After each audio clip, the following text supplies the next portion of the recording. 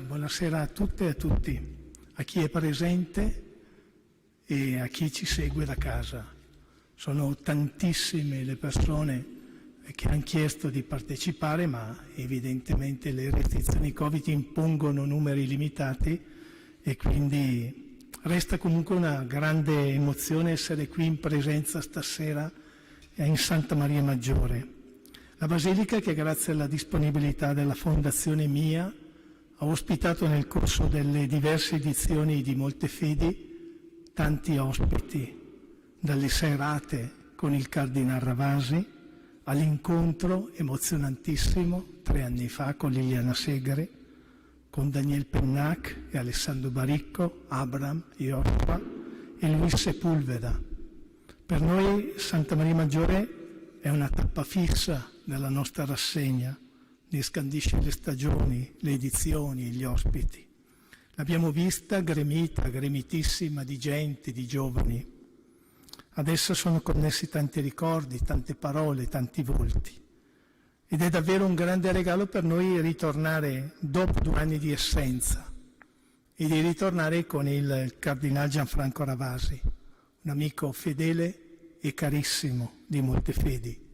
L'incontro biennale con lui è diventato ormai una tradizione. Abbiamo iniziato tanti anni fa, una ventina di anni fa, al Conca Verde, una sera in cui dialogò con Gabriella Caramore sul tema di Maria. Da allora ogni 2 anni ha rinnovato questo suo appuntamento.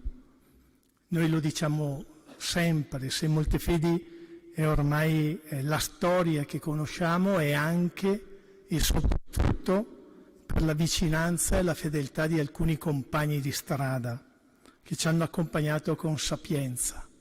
Il Cardinal Ravasi è certamente tra questi, noi siamo onorati della sua amicizia e gli siamo grati anche per aver accettato di venire in presenza. Diremo Io o Noi, sentieri per varcare la notte, è il titolo dell'edizione 2021 di Molte Fedi. Dopo lo tsunami della pandemia ci siamo chiesti più volte cosa rimanesse di essenziale. Ci siamo chiesti cosa salvare di quello che c'era prima, cosa cambiare di quello che c'è ora. Ecco, la pandemia, tra le molte cose, ci ha detto una elementare, che noi esistiamo nel legame con gli altri, che abbiamo bisogno degli altri. Il Covid ha mostrato l'insufficienza della pretesa individualista della vita, ha sgretolato quel delirio di onnipotenza che ci abitava prima della crisi, che vorremmo tanto non ci abitasse anche dopo. Lo ha detto benissimo il Presidente della Repubblica, Sergio Mattarella, che ha voluto onorare Molte Fedi con un bellissimo saluto di grande valore. C'è scritto così, è di pochi giorni fa, come suggerisce il titolo scelto per questo 2021, dobbiamo riuscire insieme a dire noi, respingendo le tentazioni di chiusure egoistiche e sfuggendo all'illusione che basti alzare una barriera per salvare se stessi. Pensare il noi, progettare per il noi e non limitarsi a un io separato è la condizione per divenire davvero costruttori del proprio futuro. E il Presidente continua, lo abbiamo visto in questi mesi difficili e drammatici. Solo se prevale il bene comune si può affrontare e superare un pericolo tanto grande. La citazione biblica presente nel tema generale del vostro programma di incontri sulla notte che va vissuta e vigilata per prepararsi alla nuova alba contiene un duplice richiamo alle coscienze individuali, sollecitate a migliorarsi facendo tesoro degli errori che inevitabilmente si compiono, e alla comunità nel suo insieme, chiamata a dar vita a una coscienza collettiva attraverso strutture di partecipazione in grado di rendere ogni persona autenticamente libera. E poi termina: il noi è la chiave per conquistare condizioni di vita migliori rispetto a quelle che preesistevano prima della crisi. La solidarietà è la chiave di ogni vero progresso sociale, culturale, economico.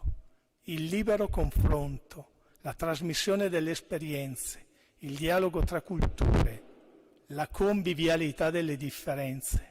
Molto bello che abbia richiamato il sottotitolo di Montefidi. La ricerca e il pensiero critico sono ingredienti irrinunciabili di una crescita civile, di un potenziamento del senso etico. A noi pare che nelle parole del Presidente ci stia l'invito a leggere questo tempo, quello che è accaduto, come una catastrofe vitale. Dobbiamo chiederci che cosa ha rotto questa catastrofe, ma anche però quale potenziale di liberazione ha portato con sé. E noi, lo diciamo dal titolo, scommettiamo sul valore della relazione e sul legame sociale. C'è un amico di Montefidi che si chiama Don Angelo Casati, è stato ospite più volte, racconta spesso la storia del vecchio rabbino che un giorno domandò ai suoi allievi da che cosa si potesse riconoscere il momento preciso in cui finiva la notte e cominciava il giorno. Forse quando si può distinguere con facilità un cane da una pecora? No, disse il rabbino. Quando si distingue un albero di datteri da un albero di fichi? No, disse il rabbino. Ma quando allora? Domandarono gli allievi. Il rabbino rispose: è quando, guardando il volto di una persona qualunque, tu riconosci il fratello o la sorella. Fino a quel punto è ancora notte nel tuo cuore. Allora quello che ci aspetta è davvero una sfida ardua, ma una sfida da compiere. Dopo 18 mesi si profila un cammino da costruire, scelte da compiere, azioni da attivare. E quando ci si attiva, si parte, servono delle mappe. E noi stasera vorremmo di nuovo affidarci alla mappa della Bibbia, il libro delle donne e degli uomini di sempre, di ieri e di oggi, perché le grandi domande sul senso della vita, sulla morte, sul piacere, sul dolore, trovano risonanza nei testi biblici. Lì noi ritroviamo le tracce profonde dell'esperienza umana universale, perché la Bibbia è piena di eroi, antieroi, storie, geografie relazionali, parole di Dio e parole umane, epifanie, svelamenti, nascondimenti. A noi pare che lì ci sia appunto una domanda di senso che interpella e interpella anche oggi. Allora io credo che stasera affidare questo inizio di Montefidi qui in Basilica, in presenza finalmente a un uomo, a uno studioso che ha passato l'intera vita con competenza sui testi biblici, a raccontarli, a decifrarli, a tradurli, a interpretarli, credo sia davvero un regalo che ci facciamo e che facciamo a chi ci segue. Quindi chiediamo davvero al Cardinale Ravasi il compito di far risuonare la domanda del nostro titolo nelle pagine di un libro che da sempre aiuta l'uomo a ricomprendersi.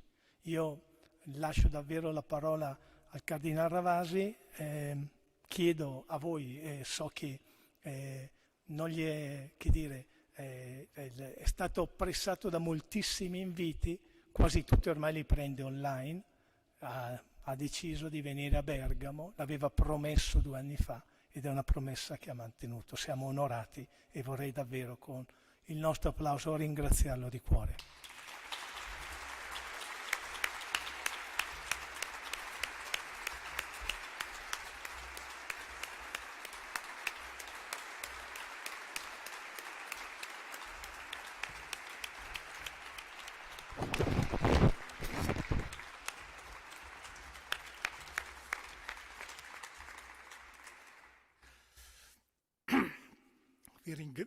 Vi ringrazio per questo saluto per il saluto del professor Rocchetti e vorrei però raccogliere una provocazione indiretta che lui mi ha rivolto, rievocando il passato, tutti gli incontri passati. E io vorrei invece guardare al futuro e in questo caso vorrei che questo fosse un po' questa sera il nostro saluto, il mio ultimo intervento qui, anche perché con l'anno prossimo arriverò a una frontiera della mia vita che sarà significativa già per la Curia Romana, perché l'80° compleanno significa la caduta anche di tutti gli impegni. E soprattutto vorrei che questa conclusione fosse anche in una certa logica, la logica stessa del sapersi ritirare. C'è una formula, un aforisma cinese, di solito quando non ha una paternità la si attribuisce a Lao Tse o Lao Tzu, che è in pratica colui che accoglie un po' tutto l'orizzonte della sapienza cinese, che dice: sappi fermarti un passo prima che un altro ti dica basta. Sappi interrompere il tuo linguaggio prima che un altro ti dica basta. Sappi lasciare il posto a lungo occupato prima che un altro ti dica basta. Ecco, io penso che questa sapienza dobbiamo cominciare prima di tutto a praticarla in maniera cosciente, personalmente. Non è facile, io credo, ritirarsi.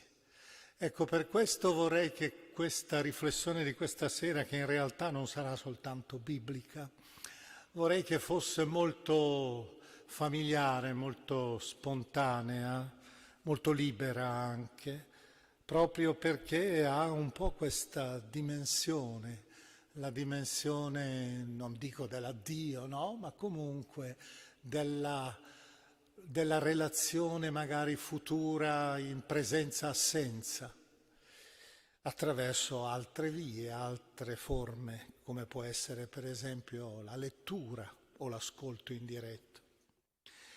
Io entrerei nell'interno della riflessione che ho pensato in una maniera un po', dicevo, libera, supponendo proprio la spontaneità anche di un dialogo.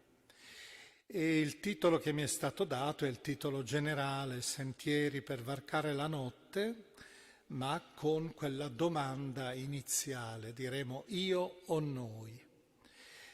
Sentieri per varcare la notte, io ne proporrò uno, o forse se volete uno con più iridescenze, con più colori.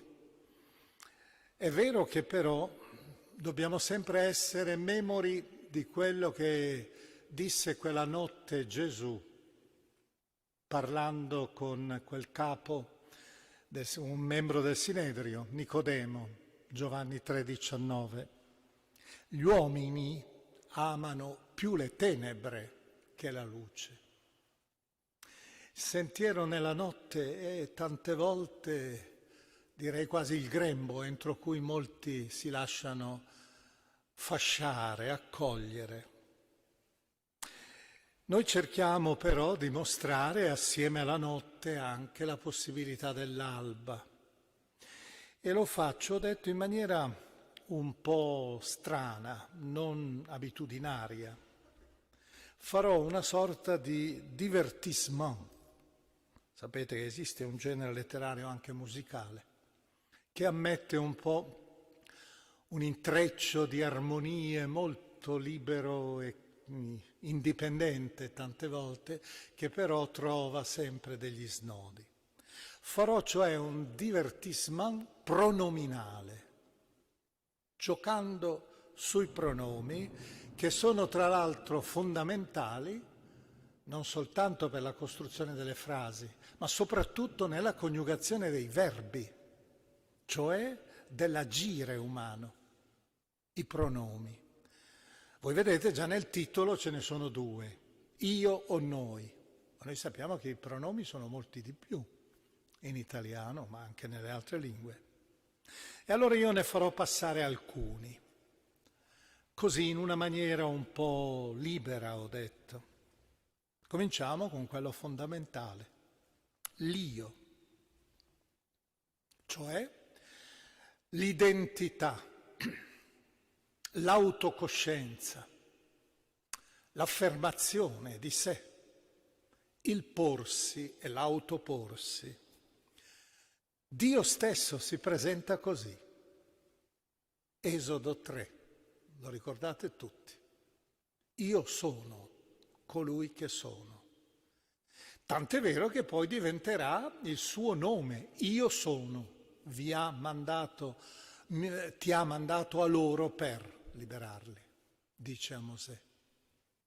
Gesù adotta lo stesso sistema, citando Esodo 3, provocando, perciò almeno nel Vangelo di Giovanni, provocando perché appunto se io uso quella formula in qualche modo mi arrogo una dignità divina.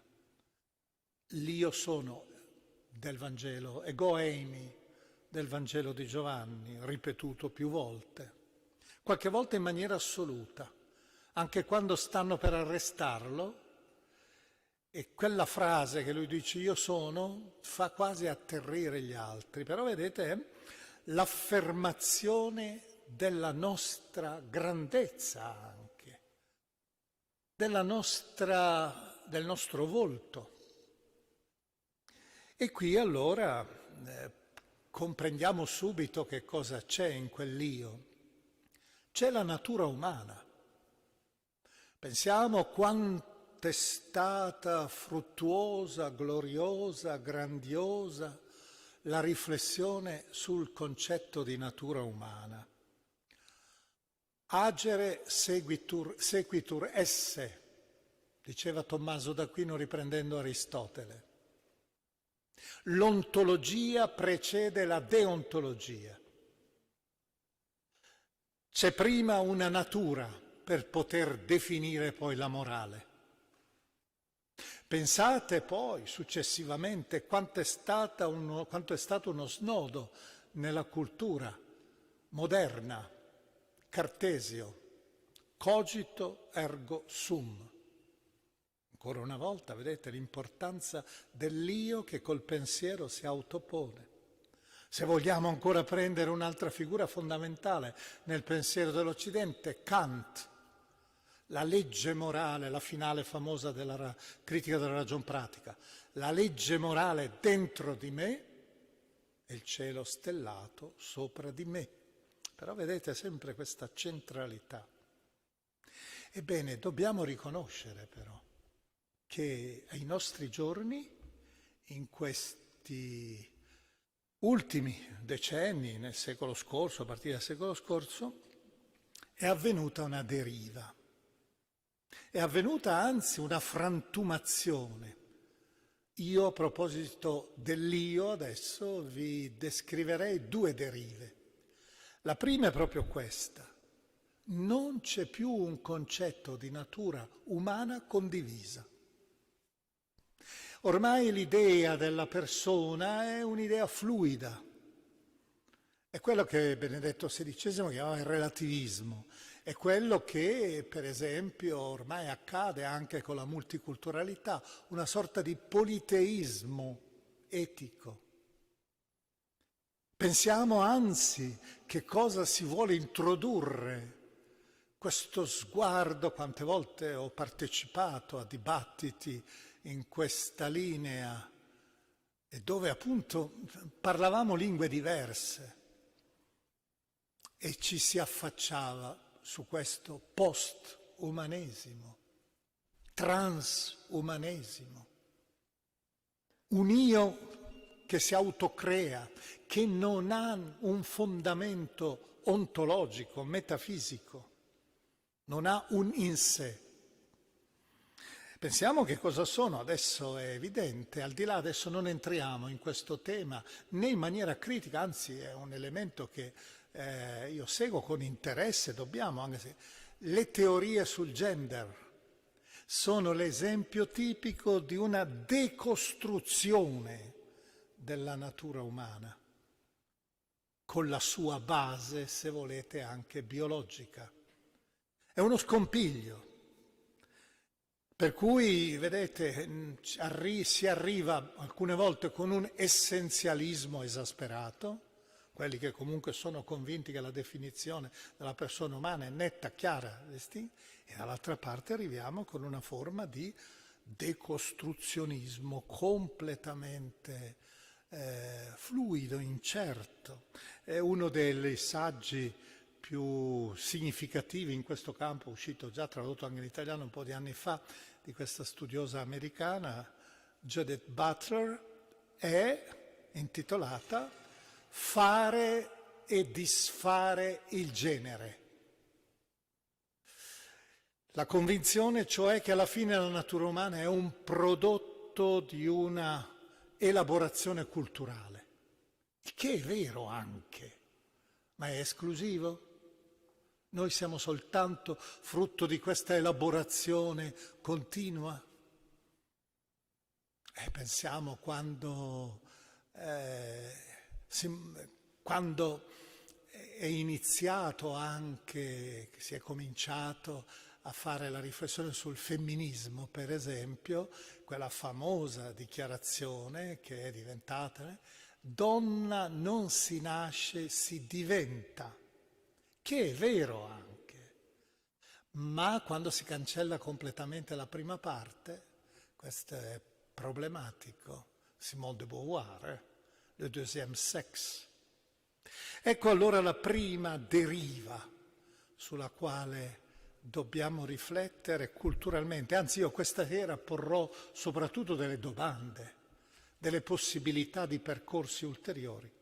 C'è una seconda deriva degenerativa dell'io, che è questa più scontata, più comune, più immediata, spesse volte ripetuta anche. C'era Gadda che usava una bella espressione curiosa col suo linguaggio, Carlo Emilio Gadda, l'io impennacchiato, cioè io, puntini, e gli altri.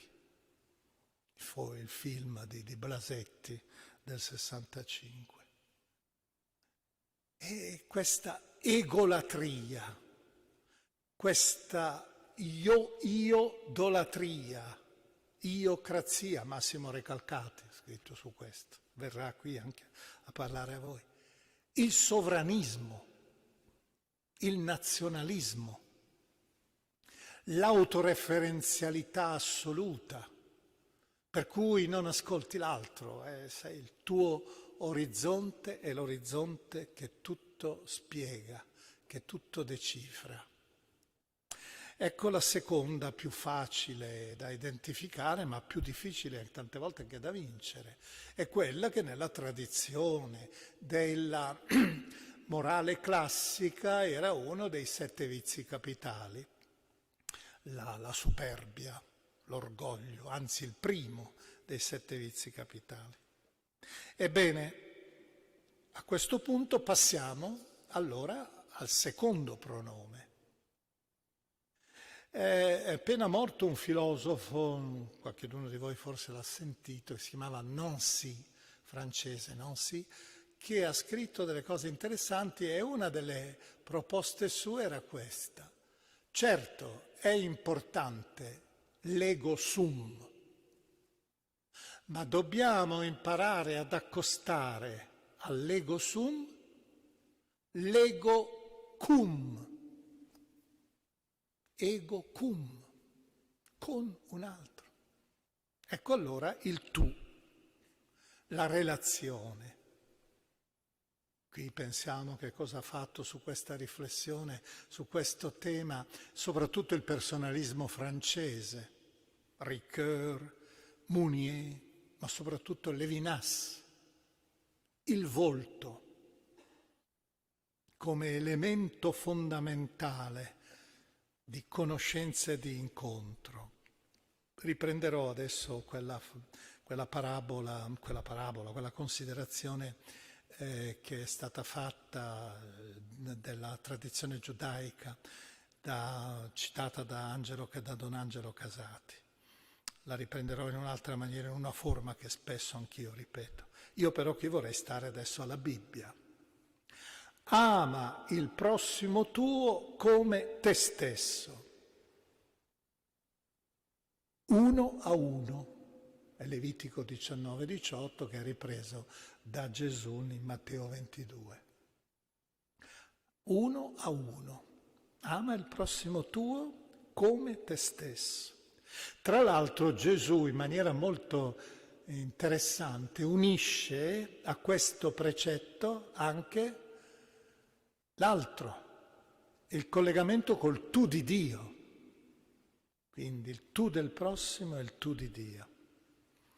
Ma se vogliamo andare ancora un po' più avanti, io direi quel tu lo possiamo anche definire, ha detto uno a uno, che vuol dire uno e due insieme, anche al tre. È stato Ricoeur che ha introdotto il terzo, quello di cui non conosci il volto, quello che è disperso per il mondo. Ricoeur, chi lo sa, questo filosofo francese, teologo anche, protestante con una forte carica cristiana, e aveva coniato quell'espressione: dobbiamo migrare noi anche nelle memorie altrui, non soltanto in quelle dell'uno a uno, io, tu, immediato, anche lo straniero, l'estraneo. E qui è veramente importante questa dichiarazione, che tra l'altro sembrerebbe essere stata scritta per questi nostri giorni così gretti tante volte, che sull'io nazionale anche, l'io etnico, costruiscono un po' tutto il sistema. Ed è pensate, un passo del Levitico ancora, sempre in quel capitolo 19. Lo straniero residente tra voi lo tratterete come colui che è nato tra voi. Tu l'amerai come te stesso. Levitico 19:34. Come vedete, l'uno a uno dei volti è esteso anche all'infinità dei volti, al terzo. Ed è per questo che allora, come dicevo, quella parabola è significativa. Alla luce riesce a intravedere anche un volto completamente diverso da quello del tu che di solito incontri. E io di solito cito invece una parabola che è di origine orientale, ancora stiamo sempre nel Tibet, della tradizione tibetana, che è quella del cammino nel deserto, lungo il sentiero. Forse lo sapete già questa, che però è significativo, perché chi cammina nel deserto cammina su un itinerario, su un sentiero, non ha possibilità di ramificare altrove il percorso. E quando vede da lontano un animale, una bestia, che può essere una belva anche, e il terrore ti prende. Ma non puoi andare, dici, vado da un'altra parte, mi riparo in un edificio. Devi continuare. Il terrore sale. Vai più avanti e ti accorgi quanto più l'altro si avvicina a te che non è una bestia, è invece una persona umana. È finito per questa la paura, no? Perché può essere un bandito, un brigante del deserto, un predone. E che cosa devi fare? Devi andare avanti nel sentiero della vita. Incrocerai sempre. E avanzi, alla fine non hai più neppure il coraggio di guardare e senti i passi che avanzano. E alla fine, ecco, lui è lì, a pochi metri da te. Alza lo sguardo, fissalo ed ecco, dice la parabola, era mio fratello che non vedevo da 20 anni. Cioè capire che esiste sempre nel volto, per questo il tema del volto è importante, c'è sempre una traccia dell'appartenenza alla comune umanità, alla comune adamicità. Ecco il terzo, diventa anch'esso il tu. C'è una degenerazione? Sì, ovvio. Una degenerazione deriva, che io esprimo col terzo pronome, che può essere anche positivo evidentemente, ma in questo caso lo assumo in senso negativo. Lui, lei, faremo dopo anche, se volete, esso, essi. Ed è il passaggio tanto comune, registrato ininterrottamente anche ai nostri giorni nella storia dell'umanità sempre. Della guerra ne è l'emblema. L'ospes che tu hai accolto diventa l'ostis, il nemico. Pensiamo come è significativa la Bibbia da questo punto di vista, che subito apre il grande quadro iniziale dopo l'umanità che ha scardinato quel progetto di armonie che magari evocheremo in finale, che Dio voleva. E qual è la prima scena possente che si presenta? Abele e Caino. Vedete l'io tu che diventa invece io e lui, il nemico.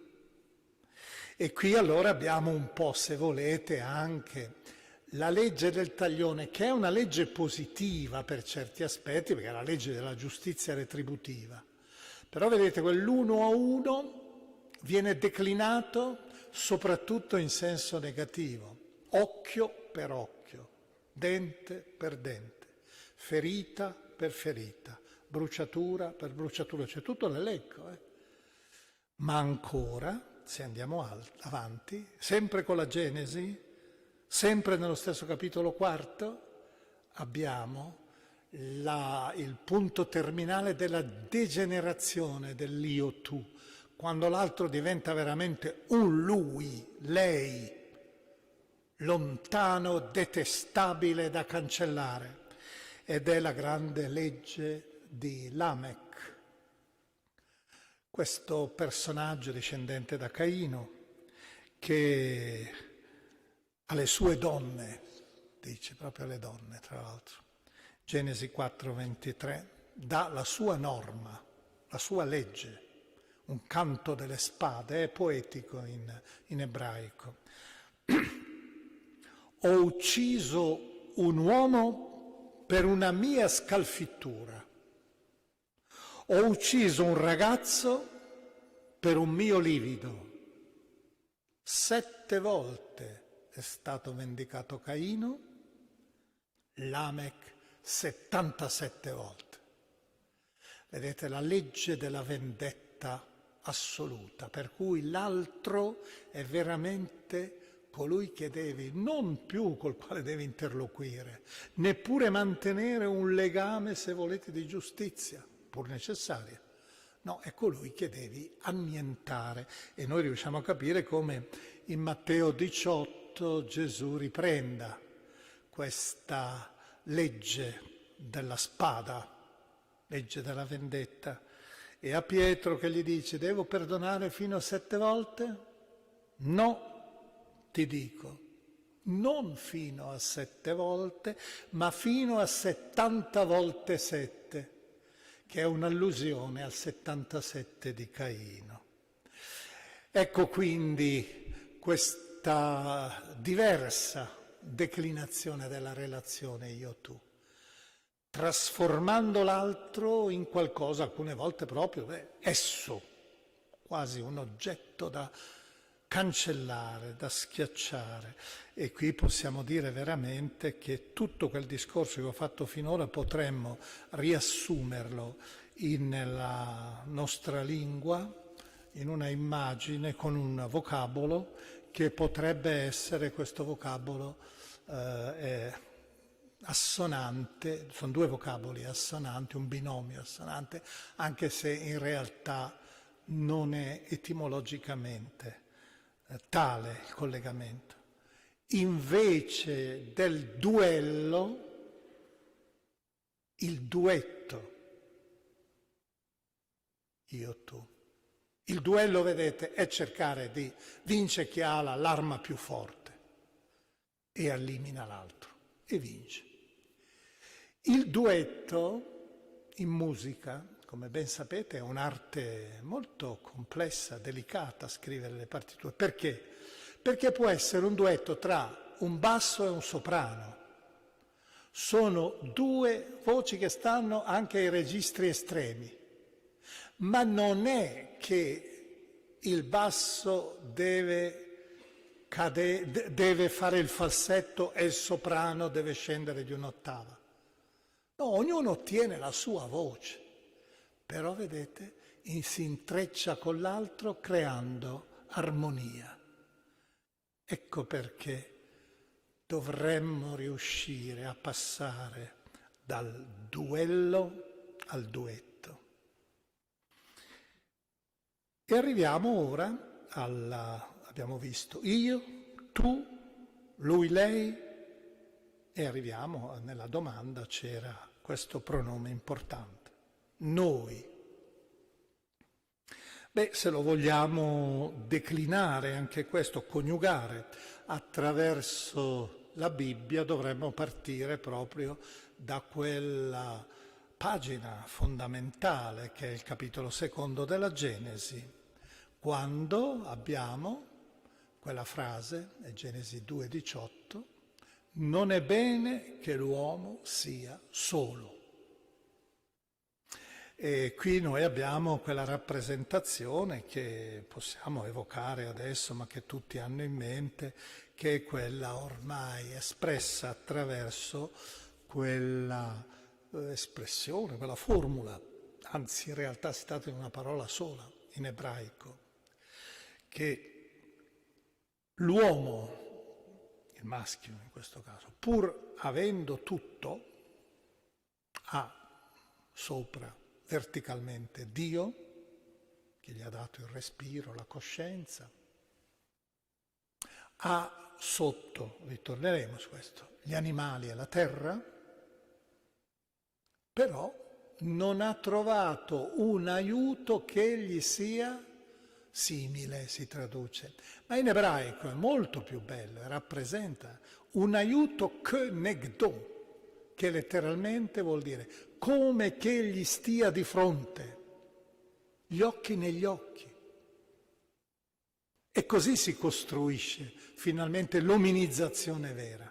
Avere un altro e stare insieme, però, essere una sola carne. Anzi, essere la costola dell'altro.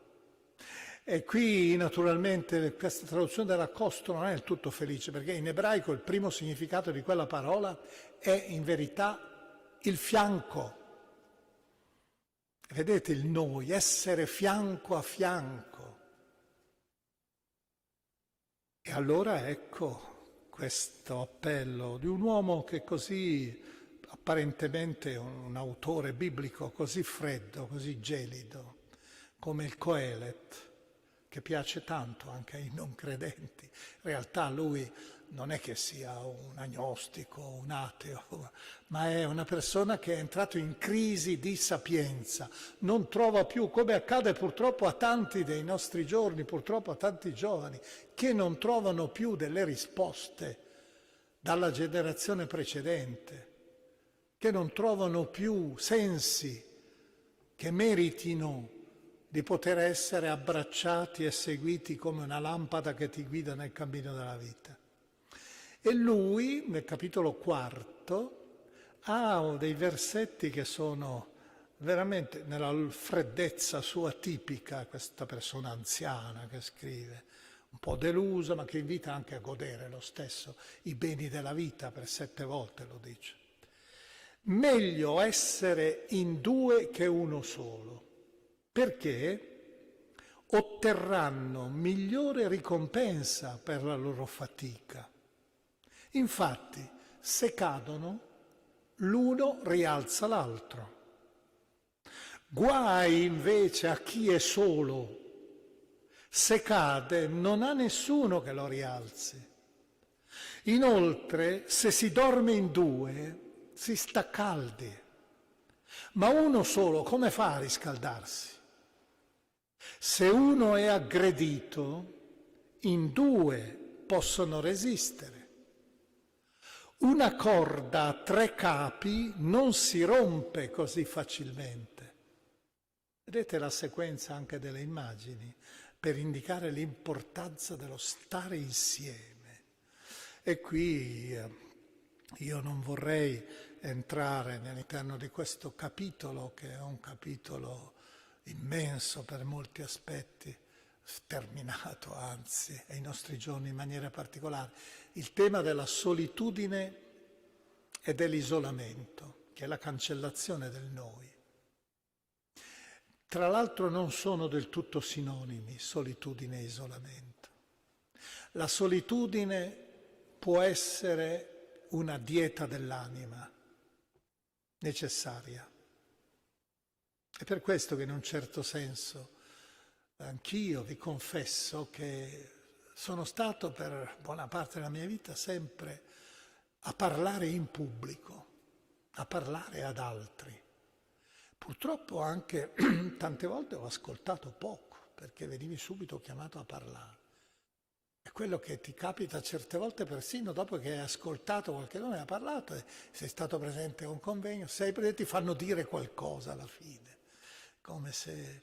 Ecco, questo della solitudine è un'esperienza che ai nostri giorni fa paura. Pensate che cos'è il silenzio. Silenzio per le giovani generazioni tante volte è il silenzio nero, come si suol dire, cioè l'assenza di suoni, come tale una maledizione. Nei profeti si dice, quando Dio fa il giudizio sul suo popolo, che cosa fa? Fa cessare il canto della sposa e dello sposo per le strade, il suono delle lauti, delle arpe, delle cetre, il silenzio di morte. Per questo che allora hanno bisogno, per cancellare questo silenzio nero, hanno bisogno del rumore. Il rumore è fondamentale, è significativo. Veder camminare, prima c'era un sacerdote che mi ricordava di aver evocato una volta qui uno dei miei, un esercizio che faccio spesso. Io cammino volentieri per le città, immaginando un po', sognando che cosa c'è nell'interno delle case, ma anche quando cammini adesso che incontri i giovani, tu vedi, i giovani sistematicamente hanno agli orecchi un suono di musica, è come se fosse la visiera calata sul mondo esterno, ascoltano i loro suoni con le cuffie. Ed è in questa luce che si capisce com'è difficile riuscire invece a capire l'importanza del silenzio bianco. Silenzio come colore bianco, che riassume tutti i colori in sé, per questo che è il colore dell'eternità, Apocalisse, vesti bianche, colore di Dio, della luce. Ed è questo che permette allora di capire perché il nome di Dio, una religione, l'Antico Testamento, il nome di Dio, Yahweh, che è il nome, noi diciamo Yahweh, ma non si sa esattamente quale sia la pronuncia esatta di questo nome. È il primo vocabolo per numero di occorrenze, 6.400 e passa volte. Eppure è il nome della divinità, devi invocarlo, non puoi dirlo. Devi dire un altro nome, Adonai.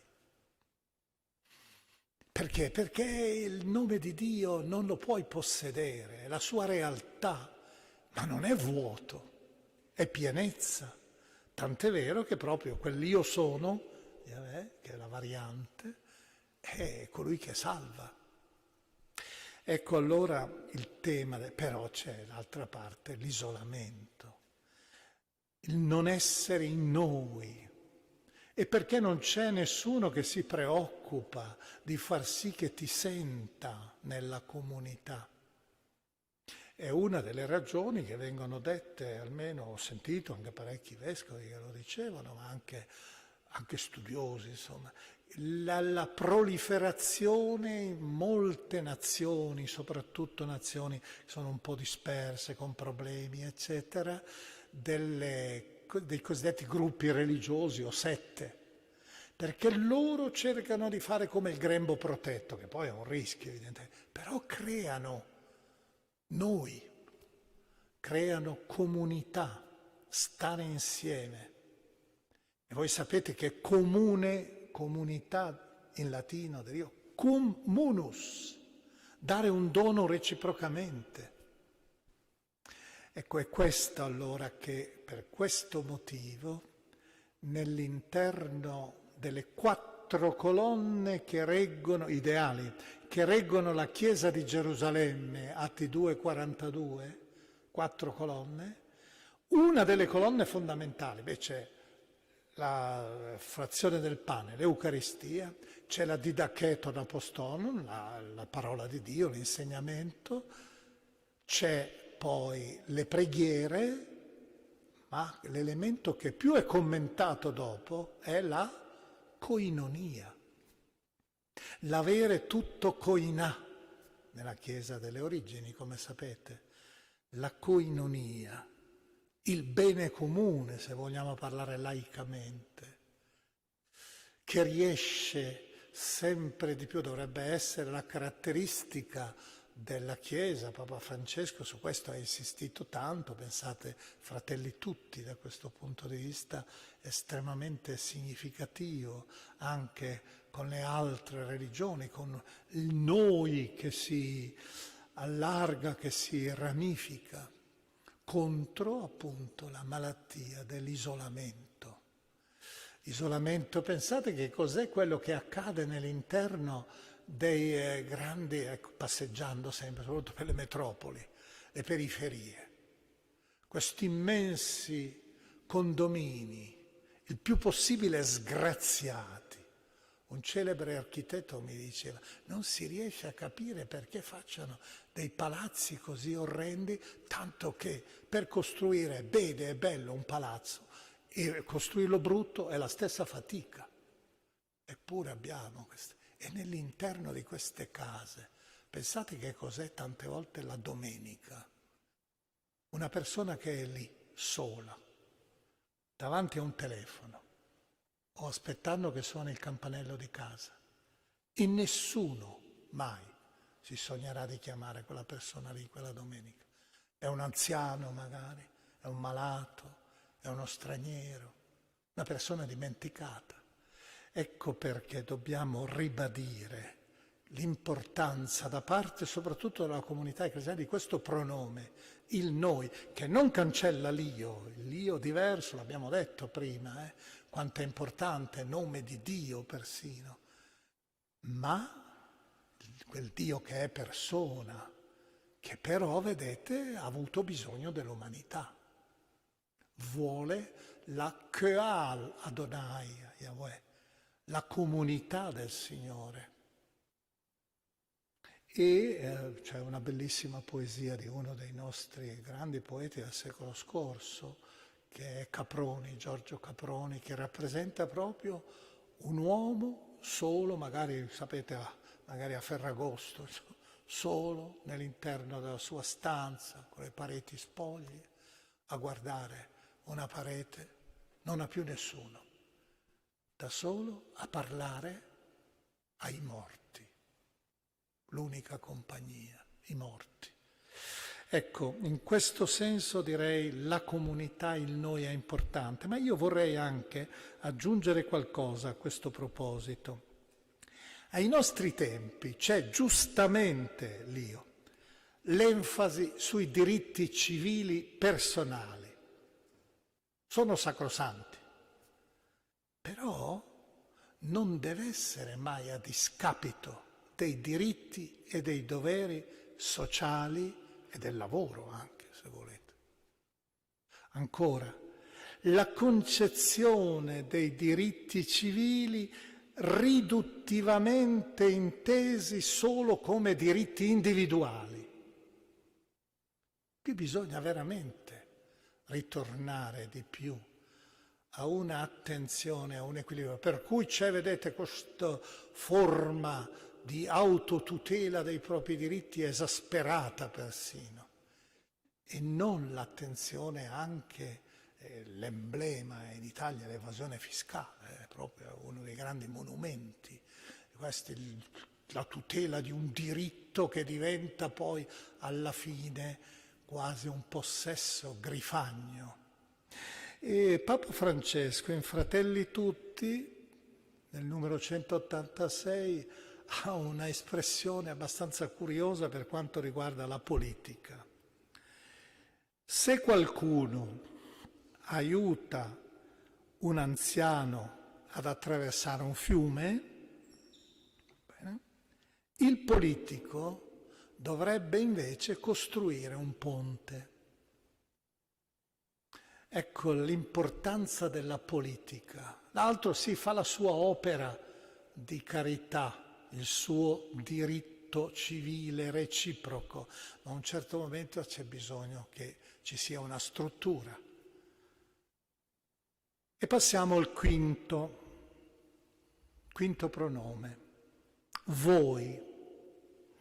Voi è naturalmente, io lo collego come ho fatto io, tu, anche in questo caso lo intendo in senso positivo, noi, voi. È la diversità, la differenza non del singolo ma globale. Polimorfa è l'umanità, noi lo sappiamo, pur con la radice unitaria che abbiamo detto prima, l'io adamico, però siamo profondamente, non solo personalmente, ma proprio anche culturalmente diversi. Pensate le differenze di credo. È importante questo che sia stato introdotto, soprattutto nel dialogo interreligioso, l'importanza anche dell'esistenza della molteplicità delle fedi, le differenze delle etnie. Pensate alla bellezza della differenza delle lingue. È veramente un arazzo straordinario l'umanità. Una delle cose, io vedo sempre i bollettini dell'UNESCO che almeno una volta all'anno segnalano anche la morte delle lingue. Ogni anno ne muoiono, dipende da anno a anno, certe volte ne muoiono 70-80 in un anno. E pensiamo che numero sterminato erano i linguaggi e ognuno era affezionato al suo linguaggio. Le idee politico-sociali diverse, ma pensiamo anche a questo voi diverso. Io mi sto interessando, parlo un po' anche dell'esperienza mia personale per dire come quanto vi sto dicendo fa parte anche dell'esperienza mia. Io ho un sottosegretario che è veramente molto bravo, straordinario nel settore dello sport. Lo sport è un linguaggio universale, ormai è l'esperanto dei popoli, come la musica, soprattutto la musica dei giovani, e lo sport lo è. Ebbene, mi ha coinvolto, anche se io non avevo una pratica in questo ambito, sia col Comitato Olimpico Internazionale, con la quale abbiamo rapporti, o anche persino, devo dire, quasi di amicizia con Thomas Bach, il presidente, col CONI, eccetera. Ma soprattutto per me una cosa straordinaria è in questo voi, rispetto agli atleti noi, i paralimpici. Avete visto che cosa sanno realizzare? La disabilità in realtà con quel disnegativo è una diversamente abili, è vero, perché hanno altre forme, ma anche certe sindromi rappresentano alcune volte. Io mi ricordo di aver parlato una volta a lungo con quello che è stato l'inventore degli Special Olympics, che non sono le Paraolimpiche, sono le Olimpiadi per i malati mentali. in tutte le forme, anche un po', direi, non soltanto la follia, ma anche altre forme più di depressione intellettuale, che era il genero di Kennedy, Shriver, che ha fatto questa. E lì gli esempi che mi raccontava erano proprio la diversità, la differenza. Loro quando giocano diventano creativi, hanno dei parametri, certo, dei protocolli che non sono quelli codificati. Ecco la diversità. E poi io direi anche qui entriamo in un campo minato ai nostri giorni, la sessualità, la diversità sessuale in ogni forma, a partire da quella primaria che è fondamentale, abbiamo detto, maschio, femmina. Ricordiamo Gesù che da questo punto di vista è estremamente coraggioso, perché i rabbini non potevano avere discepole donne. Era negato proprio esplicitamente. E lui, vedete, c'è anche l'elenco dei nomi, Luca 8, si dice anche chi sono, Maria di Magdala per esempio, c'è questa Susanna. Quindi c'è un'indicazione, ecco, riuscire a capire il contributo, le donne che insegnano anche a Gesù uomo. La donna sirofenicia è un esempio per Gesù, che come vedete da buon ebreo, l'incarnazione avrà pure un significato, non è una figura eterea a Cristo. Da buon ebreo lui sente la straniera come cagnolini, dare briciole, e questa donna che invece gli risponde in maniera netta: anche i cagnolini hanno diritto ad avere le briciole. Ed ecco che Cristo diventa allora in questo caso la tua fede, la fede che è grande, ti conceda quello che tu desideri. Ecco, in questa luce possiamo dire che la reciprocità della diversità è fondamentale. Ma io vorrei, e concludo questo aspetto del voi, con la multiculturalità. Ormai è inutile, erigete frontiere finché volete, paure, anche giustificate, si intendono, perché il diverso è diverso di sua natura, come dice la un altro orientamento. Però noi entreremo sempre di più in una società multiculturale, ed ecco allora l'importanza di far sì, e questo è il compito delle religioni e della cultura, non sempre praticato, anzi certe volte col fondamentalismo negato, che è l'interculturalità. La multiculturalità è un dato di fatto alla fine, vedete bene, insomma, se io sono milanese, quando torno ancora nella mia città, via Padova ormai è squisitamente una città di comunità, di etnie diverse dai milanesi, ed è una via importante di Milano, che va a finire su Piazzale Loreto. E è un dato di fatto. Guardate la mappa, com'era la mappa, adesso un po' meno, la mappa di New York, che era costruita in modo tale che c'era Chinatown, c'era Little Italy accanto, il quartiere ebraico, il Bronx con gli afroamericani, i battisti, cioè quartieri che erano, ma non avevano, ognuno aveva il suo mondo interno, avevano un minimo di rapporti soprattutto commerciali, ma non avevano un'osmosi. Ecco, ciò che ha creato la Pentecoste è invece che ognuno parla la sua lingua e tutti si capiscono professando la stessa fede.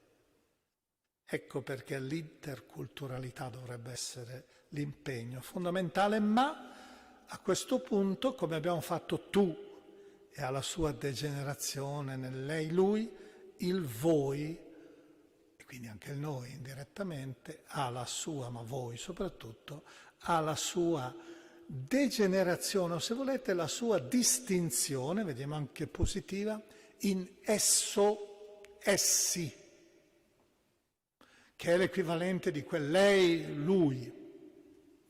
La distanza ostile, quasi oggetto. E questo non c'è bisogno di dirlo, è una delle grandi tentazioni del nostro tempo, favorito tante volte anche dalla politica, favorito da anche paure che, come dico ancora, hanno motivazioni, perché è un conto vivere nell'interno di uno spazio privilegiato, il centro di una città, è un conto vivere nelle periferie multiculturali. Ma io vorrei qui prenderlo più in senso positivo, questo essi, il rapporto con le cose, con la natura. E qui entra la terra, la materia, la corporeità. E questo è tutto positivo, pensiamo a Laudato Si, volevo dire prima. Nell'interno della Genesi, sempre in quel capitolo secondo, nel versetto 15 c'è quella famosa frase che voi tutti conoscete: l'uomo è stato posto da Dio, collocato sulla terra per coltivarla e custodirla. Ma l'ebraico dice molto di più, perché coltivare è espresso col verbo avad.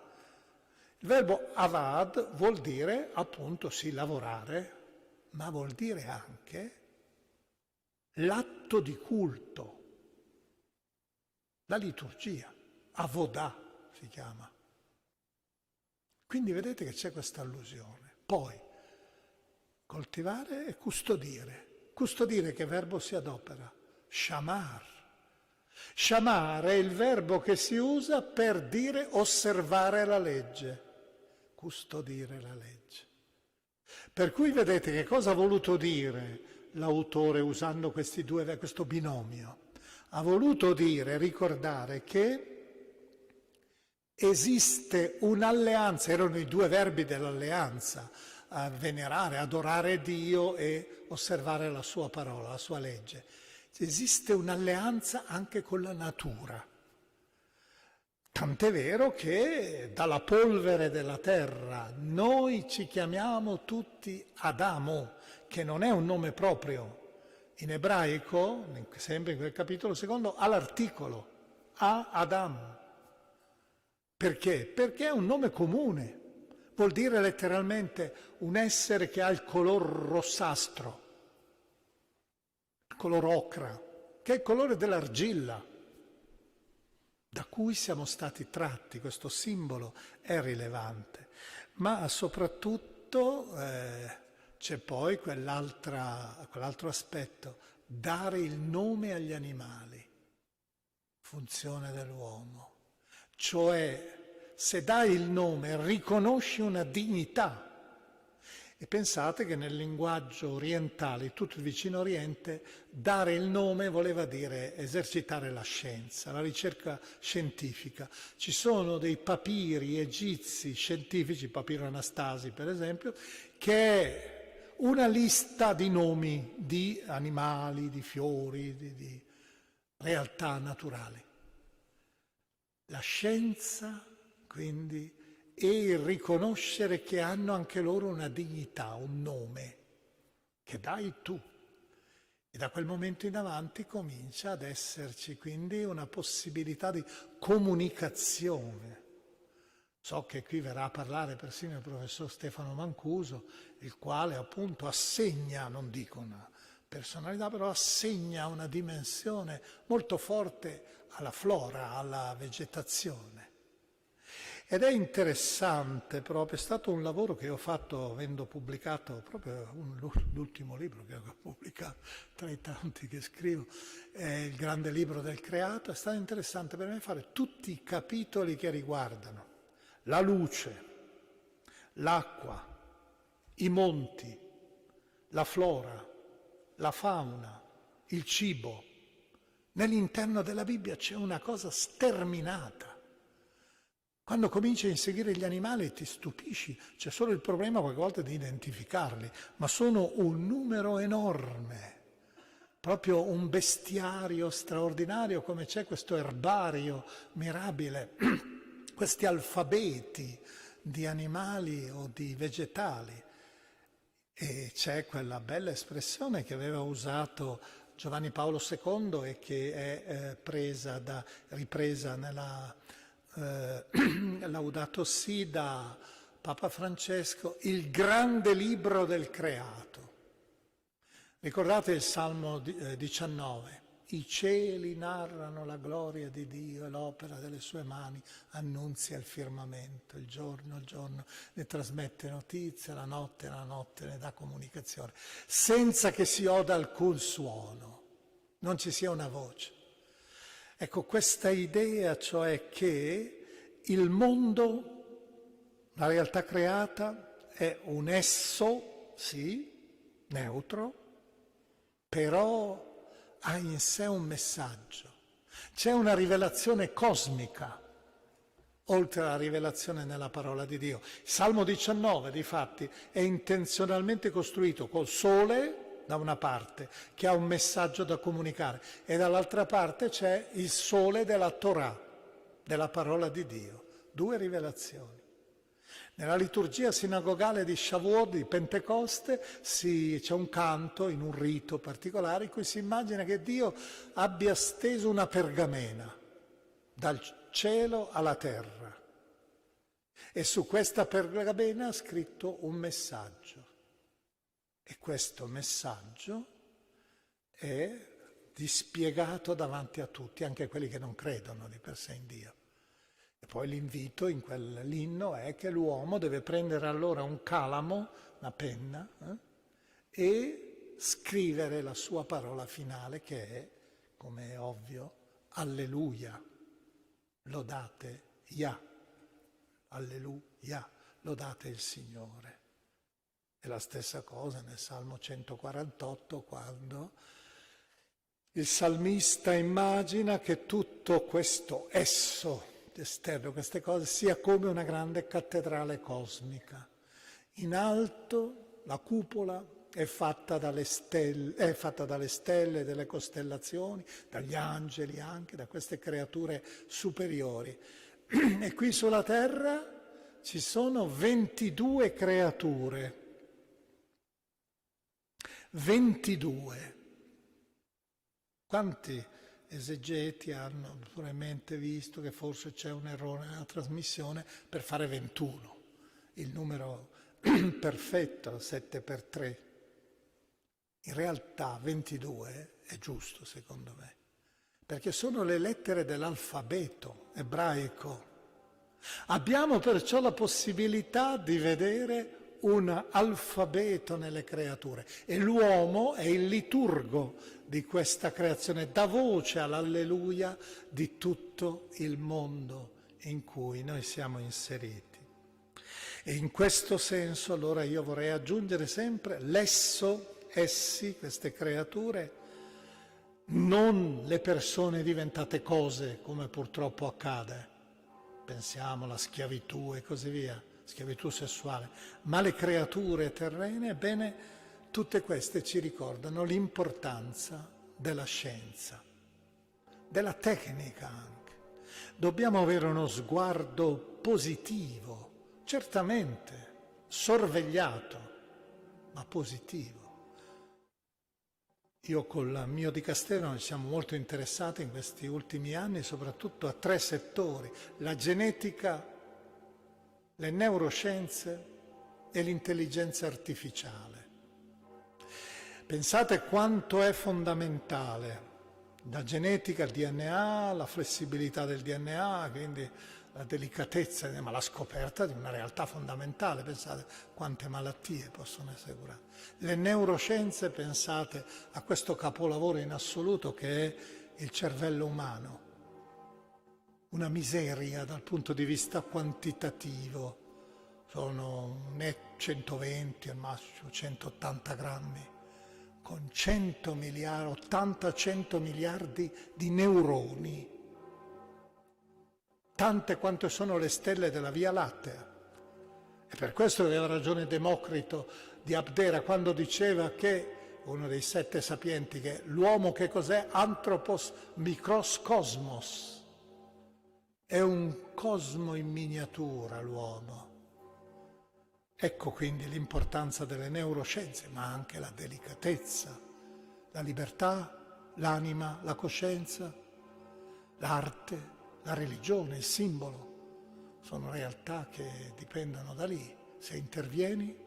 E da ultimo l'intelligenza artificiale, che è il grande sogno di creare un'intelligenza artificiale forte che sia capace persino di superare, di autogiustificarsi.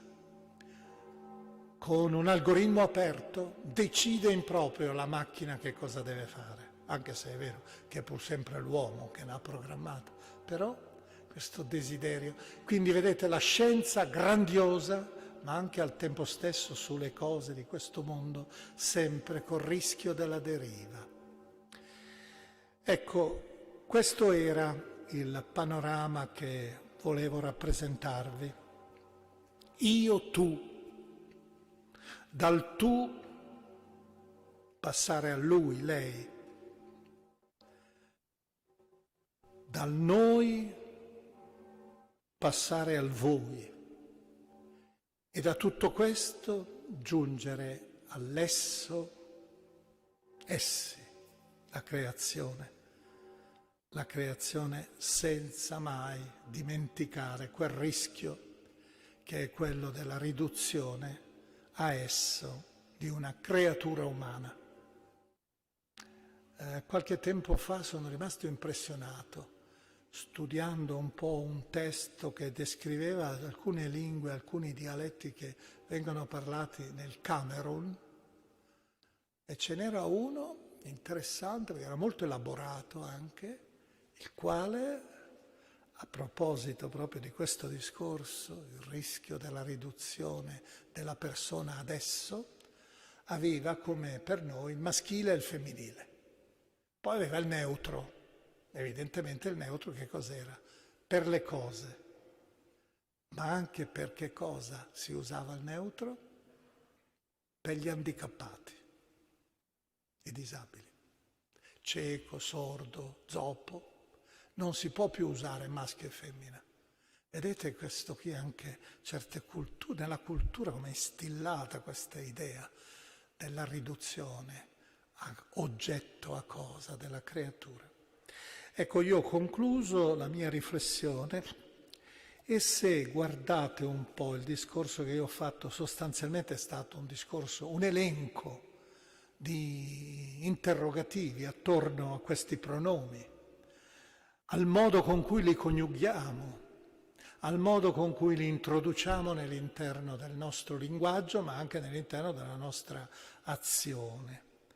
E allora io vorrei lasciare a voi, in finale, soprattutto questo invito. E dopotutto, il titolo che mi era stato dato è col punto di domanda. Diremo io o noi? La domanda, l'interrogazione. Milan Kundera nel famoso, quel libro fu famoso, poi fu dimenticato, nel 1984 mi pare più o meno, l'insostenibile leggerezza dell'essere, aveva scritto questo che vi cito: la stupidità della gente deriva dall'avere una risposta per ogni cosa. La saggezza deriva invece dall'avere una domanda per ogni cosa. L'ars interrogandi. Il profeta Isaia che dice, io mi sono trovato, non c'era più nessuno da consultare, nessuno che potesse interrogare per avere una risposta. La domanda, la ricerca. Ecco l'importanza, cioè di avere sempre questo fremito, non di accontentarsi. Vedete, anche i nostri segni grafici sono significativi. L'esclamativo è una linea retta, imperativa, che tronca ogni possibilità, l'esclamativo. L'interrogativo è con un ricciolo. Il ricciolo artiglia, fa sanguinare anche. Le grandi domande sono fondamentali, perché sono la base della ricerca. Per la scienza è fondamentale la domanda. La purezza del bambino è proprio legata al fatto che lui procede solo per domande col genitore, i suoi implacabili perché, che vogliono una spiegazione su tutto.